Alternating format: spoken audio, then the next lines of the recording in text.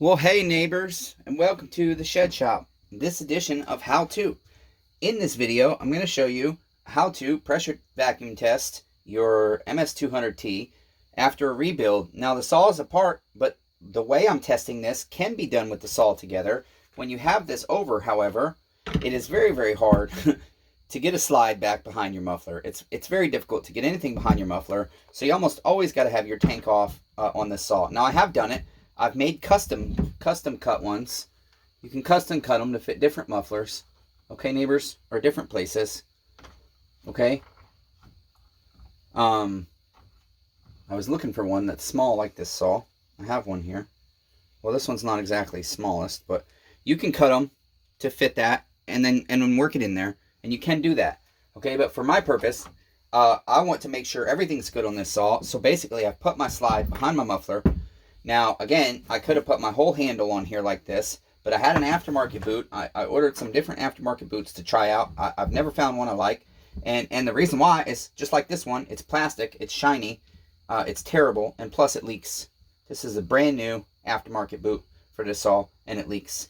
Ours is good. But for the purposes of this, I wanted to use an aftermarket one because unless I have this inside a handle or something right here, I don't particularly love shoving a silicone stop down it. Okay, all I've got in there is a silicone stop. These are high temp silicone stops. They're used for powder coating. You can find these on Amazon. I've shoved that down in my boot.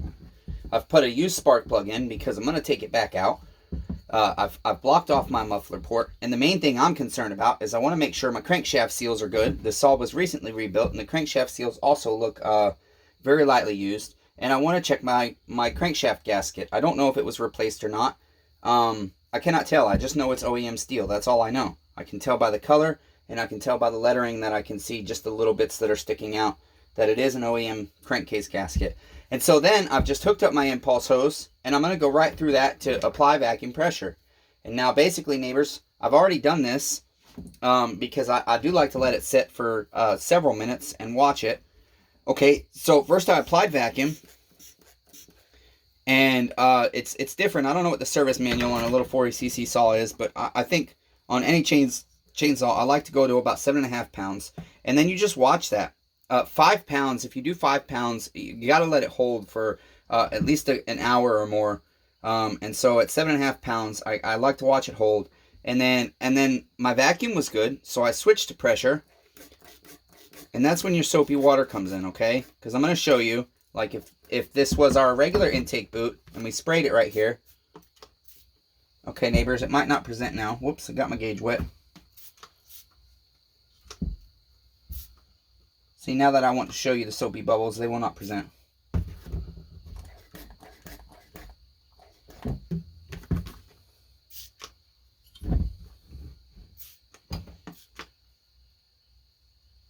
Well, neighbors, apparently it wants to stay sealed up now. Whoops. You'll shoot your eye out, kid. That's not the first time I've done that. That's good, though. That means it's holding pressure. Okay, I see where that went.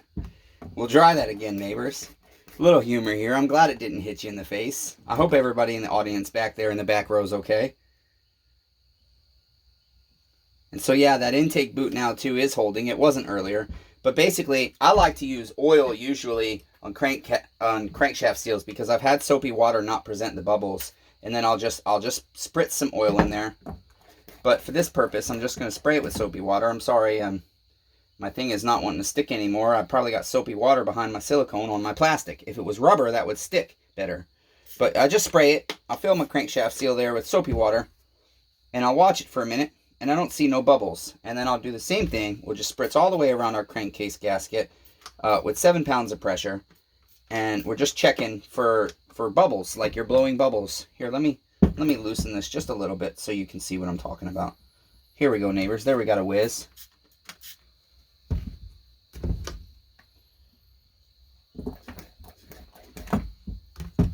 Okay. Why don't you want to blow bubbles? Here we go, neighbors. See the bubbles fizzing out? Right there. See that? It's blowing bubbles, neighbors. It's making us bubbles. Okay, just like that. That's what an air leak looks like. Okay, that's on this intake boot. Now, again, I'm not using this boot. I just used it for purposes of testing, and that's it. Okay? This is why you don't use aftermarket intake boots, neighbors, because they suck. Fuel lines, everything else, okay. This one, not so much. I'm surprised it went on so loose. I thought I'd just be able to pull it right off. Okay, that's it, neighbors. That's garbage. See how shiny that is? And it's not because it's wet. See how shiny that is? That's garbage, neighbors. Okay? It's just, it's not rubber. It's more plastic than rubber. That's why aftermarket boots suck. That's why the fuel lines don't last as long. But hey, if you spend a fifth of the price and you've got to replace it twice as much, it's still worth it to get aftermarket fuel line. This, you'll kill your chainsaw. Don't do it, neighbors. When in doubt, throw it out. That's garbage. We don't want that. Okay? Spend the $40 on a good boot. That's going to be it for this episode of How To. I do believe Neighbor Ace's $1,500 Stihl MS200T does not have an air leak. No, neighbors, I'm just kidding. I'm not going to charge him $1,500. Until next time, remember, neighbors, be kind to one another because everyone's facing a battle.